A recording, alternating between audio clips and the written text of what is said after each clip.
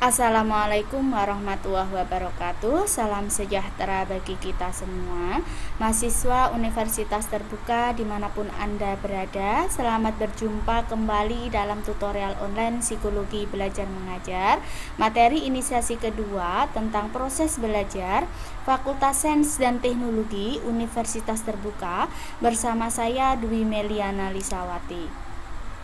Materi inisiasi kedua ini tentang proses belajar.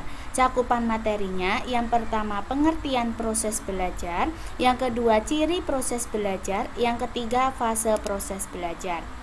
Indikatornya setelah mempelajari inisiasi kedua ini, Anda diharapkan secara komprehensif menjelaskan 1. Pengertian proses belajar, 2. Ciri proses belajar, 3. Fase proses belajar.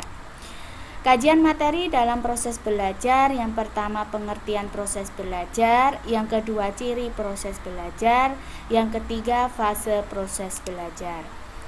Yang pertama kita akan membahas tentang pengertian proses belajar. Proses belajar adalah usaha aktif seseorang yang dilakukan secara sadar dan tidak sadar untuk mengubah perilakunya, yang meliputi pengetahuan, sikap, dan keterampilan, di mana nanti hasilnya bisa benar atau salah. Proses belajar seseorang wajib mengetahui tentang ciri-ciri proses belajar. Ada 8 ciri proses belajar, diantaranya yang pertama proses aktif dari belajar, di mana dilakukan sendiri dengan contoh seseorang itu melakukan percobaan menanam hal yang baru. Yang kedua, mengusir hama. Yang ketiga, cara menggunakan pupuk. Dan yang keempat, cara bercocok tanam. Ciri yang kedua dilakukan secara individual atau secara mandiri. Contohnya di sini, petani melihat demonstrasi cara menggunakan pupuk urea. Ciri yang ketiga, kemampuan yang berbeda. Bahwa kita tahu kemampuan seseorang itu sangatlah berbeda. Ada yang tinggi dan ada yang rendah. Kemampuan juga dipengaruhi oleh faktor. Yang pertama faktor biologis, faktor yang kedua fisik, yang ketiga psikologis. Di sini contohnya, yang pertama memecahkan soal, yang kedua belajar berhitung, yang ketiga menghafal. Dari ketiga contoh tersebut, seseorang itu dalam memecahkan soal, dalam belajar berhitung, dan dalam menghafal itu ada yang tinggi dan ada yang rendah. Ciri yang keempat dipengaruhi oleh pengalaman. Pengalaman di sini seseorang itu pasti akan merasakan yang namanya susah dan akan merasakan yang namanya senang. Contohnya di sini ketika seorang petani yang belajar selama bertahun-tahun, maka petani tersebut akan mengalami pengalaman yang susah maupun pengalaman yang senang. Ciri yang kelima, belajar melalui indera. Indera di sini yaitu indera penglihatan dan indera penciuman.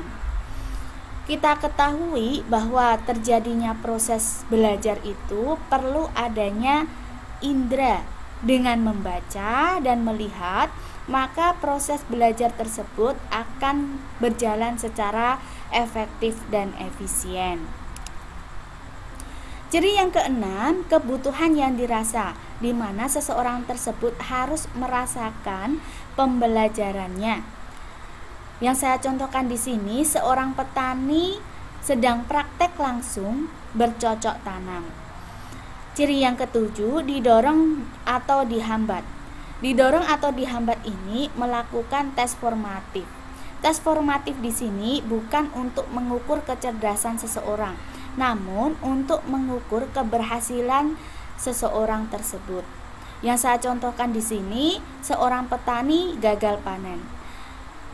Ketika seorang petani itu sedang gagal panen, maka seorang pengajar wajib memotivasi untuk petani tersebut agar mencapai keberhasilan, tidak gagal panen. Ciri yang kedelapan, keadaan fisik dan lingkungan. Keadaan fisik ini dipengaruhi oleh emosi atau mental. Bahwa kita tahu ketika seseorang itu sedang melakukan proses belajar dalam keadaan cacat fisik dan sakit, maka proses belajar tersebut tidak akan efektif karena seseorang itu baru merasa sakit. Ketika kita sakit sedang melaksanakan proses belajar di suatu tempat, maka proses belajar tersebut tidak akan efektif dan apa yang sedang diterangkan oleh Bapak atau Ibu guru tidak akan bisa masuk di otak kita. Yang kita rasakan hanyalah sakit sehingga keadaan tubuh kita itu kurang fit. Selanjutnya, fase proses belajar. Yang pertama ada tujuan belajar. Bahwa kita tahu seseorang dalam belajar itu pasti memiliki tujuan, pasti memiliki keinginan. Dengan demikian, tujuan belajar adalah hasil yang ingin dicapai setelah seseorang melakukan proses belajar. Yang kedua, tingkat aspirasi atau cita-cita. Perlu kita ketahui, untuk cita-cita kita sudah peroleh mulai dari umur 4 sampai 5 tahun.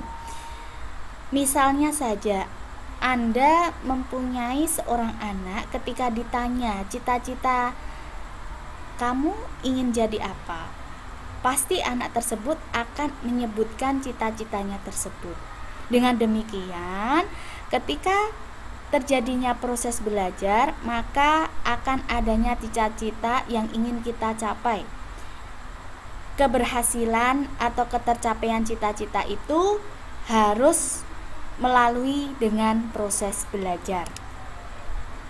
Yang ketiga, pengetahuan akan keberhasilan dan kegagalan yang dialami.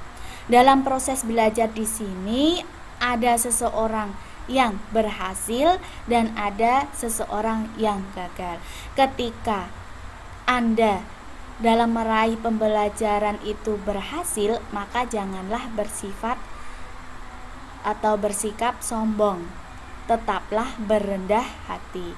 Ketika Anda sedang mengalami kegagalan, maka jangan Anda buat kegagalan itu merupakan hal yang terpuruk buat Anda. Namun buatlah motivasi agar untuk mencapai keberhasilan. Dan kegagalan tersebut buatlah Anda untuk belajar atau pengalaman.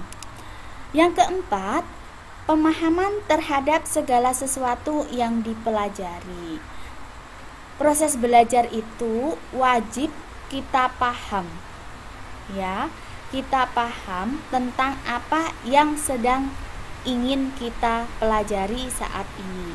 Setelah kita paham, maka kita akan lebih mudah dalam melaksanakan proses belajar. Yang kelima, umur belajar. Di mana umur belajar seseorang dapat digolongkan. Yang pertama periode kanak-kanak, yang kedua periode remaja, yang ketiga periode dewasa. Proses belajar juga disesuaikan dengan periode masing-masing, baik kanak-kanak, remaja maupun dewasa. Yang keenam, kapasitas belajar.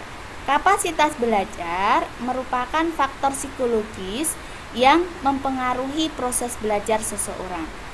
Faktor keturunan akan sangat mempengaruhi besarnya kapasitas belajar seseorang. Tidak ada satupun cara yang paling akurat untuk mengukur kapasitas belajar seseorang. Jadi, dengan melihat apa yang dipelajari oleh seseorang tersebut dalam periode waktu tertentu, kita akan dapat menentukan besarnya kapasitas belajar orang tersebut.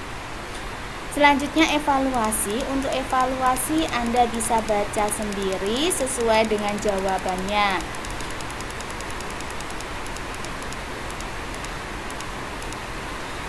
Untuk daftar pustaka, referensi utamanya saya ambil dari Sudianto Patmowiharjo. tahun 2019 dalam bukunya BMP Psikologi Belajar Mengajar, Tangerang Selatan Universitas Terbuka. Referensi tambahannya dari Tantowi tahun 2010 dalam bukunya Psikologi Pendidikan, Jakarta Yayasan Kanisius. Dan dari Katarina Tri Ani tahun 2005 dalam bukunya Psikologi Belajar, Semarang, UPT MKK UNES.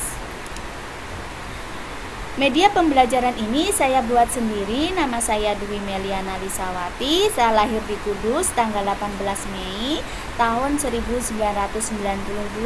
Sekarang saya bekerja sebagai pengajar di SMPN 1 Bae, Kabupaten Kudus.